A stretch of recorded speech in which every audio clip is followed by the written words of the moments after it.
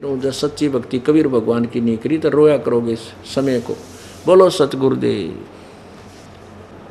परम पिता परमात्मा कबीर परमेश्वर, कबीर देव, अल्लाहु अकबर, ये वही परमात्मा है, वही परमेश्वर है जो बनारस में, काशी में, भारतवर्ष की पावन भूमि पर सन 1398 में शिशु रूप धार के वहां प्रकट हुए थे। सतलोक से सशरीर आए थे और फिर एक प्रसिद्ध कवि की उपाधि प्राप्त की, जुलाहे नाम से प्रसिद्ध हुए।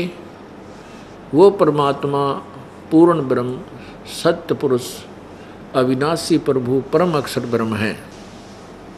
हम उस परमात्मा को पहचान नहीं सके। क्यों नहीं पहचान सके? क्योंकि हमारे को परमात्मा की परिभाषा, डेफिनेशन ऑफ गॉड, बिल्कुल शास्त्रों के विरुद्ध बता रखी थी। अभी तक सभी ने, जितने भी पंथ हैं, जितने भी धर्म हैं, उनका फाइनल डिसीजन है कि परमात्मा निराकार है।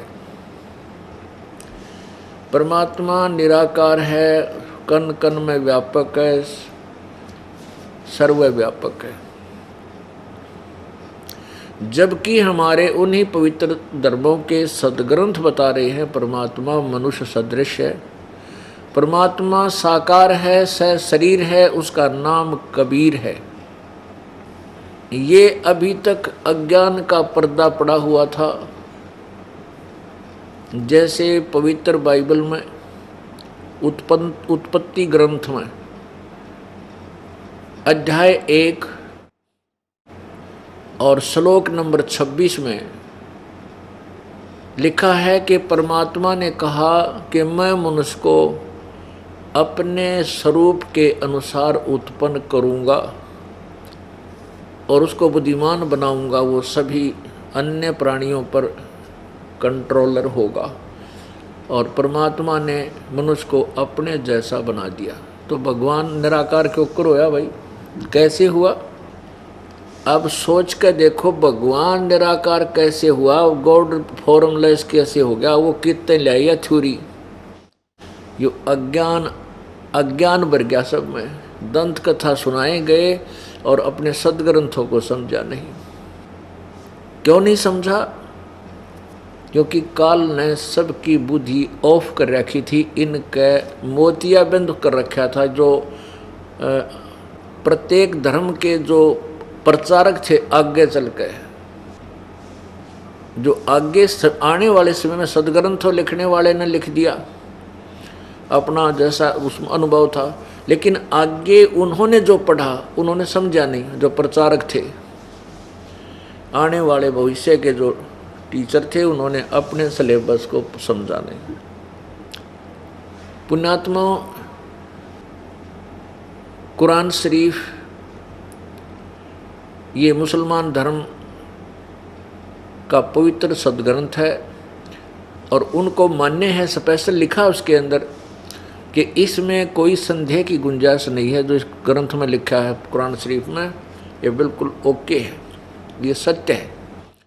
तो उसी ग्रंथ में, उसी सदग्रंथ में लिखा है, सूरत फुरकानी 25 आयत नंबर 52 से लेकर 59 तक स्पष्ट किया हुआ है कि कुरान शरीफ के ज्ञान देने वाले को पूरा मुसलमान धर्म अपना भगवान मानता है, अल्लाह मानता है।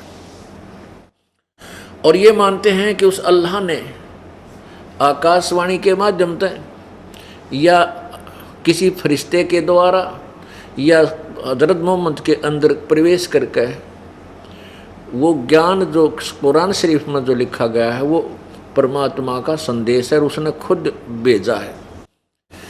अब वो अल्लाह कह रहा है कि हे मोहम्मद, हे हजरत मोहम्मद, मैं जो तुझे ज्ञान दे रहा हूँ, ये ज्ञान तू मेरे ज्ञान पर विश्वास रख। कुरान शरीफ में जो मैं बोल रहा हूँ और ये काफिर जो लोग हैं जो परमात्मा नहीं मानते कबीर को, वो अन्य देवी देवताओं की अन्य बुत बना कर पूजा कर रहे हैं, उनकी बातों में मत आना। वो इसके लिए संघर्ष करना, झगड़ा लठ नहीं बजाना। जिहाद का अर्थ लड़ाई नहीं, संघर्ष होता भी उसके, तो उनकी बातें न मत मानना। सबसे बड़ा संघर्ष ये है कि हम जो समाज के लोकवेद से न्यारा चलना, वो सबसे बड़ा संघर्ष है। और फिर ये बताया कि ये वही परमात्मा है जिसने 2 दरियाओं को मिला चलाया, जिसने 7 दिन में सृष्टि रची है, और इसका नाम कबीर है। वो अल्लाह कबीर है जिसने 7 दिन में सृष्टि रची और 6 दिन में सृष्टि रची, 7वें दिन तख्त पर जा विराजा, वो अल्लाह कबीर है। अल्लाह बड़ा लिख दिया उन्होंने अनुवाद करता ने, वो अल्लाह कबीर है, बड़ा रहमान है, बड़ा दयालु है। उसकी खबर, उसके विषय में जानकारी किसी बाखबर से पूछ देखो। बाखबर वेल नोन यानी तत्वदर्शी संत से पूछो।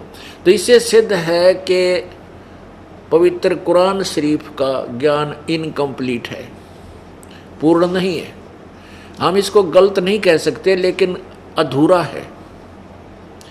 जो हजरत मोहम्मद का खुदा जो ज्ञान दे रहा है वो तो लिपिबद्ध हो चुका है इसमें कुरान शरीफ में। फिर वो खुद कहता है कि उस कबीर परमात्मा के विषय में जिसने वह सृष्टि रची है 6 दिन में, वो तो 7वें दिन तख्त पर जा विराजा। तख्त पर जा विराजे का अर्थ है एक देशीय साकार है, सर्वव्यापक नहीं है। जब ये खुद मानते हैं कि 7वें आसमान पर खुदा रहता है,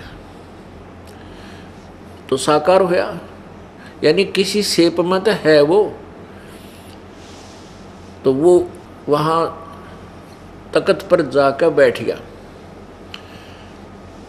और वही प्रमाण कुरान शरीफ पवित्र बाइबल दे रहा है कि वो उस परमात्मा ने, जिस परमात्मा ने 6 दिन में सृष्टि रची, 7वें दिन विश्राम किया, उसने कहा कि मैं मनुष्य को अपने जैसा बनाऊंगा, और ऐसा ही बना दिया, उसको ऐसा ही उत्पन्न कर दिया।